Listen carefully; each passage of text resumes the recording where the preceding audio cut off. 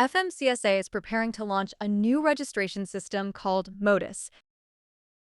The FMCSA Motus system is expected to replace several older FMCSA platforms with one centralized portal. Before May 14, 2026, motor carriers should verify their FMCSA Portal account is active. Carriers should also confirm company information, authorized users, operating classification, and contact details are correct. You should also review your MCS 150 biennial update information and make sure your US DOT records are current. Only the designated company official using the correct login.gov email may be able to claim access when Motus launches. Waiting too long could lead to access delays, registration issues, or problems updating company records. J.E.B.Insurance Services helps owner-operators and trucking companies stay protected and prepared.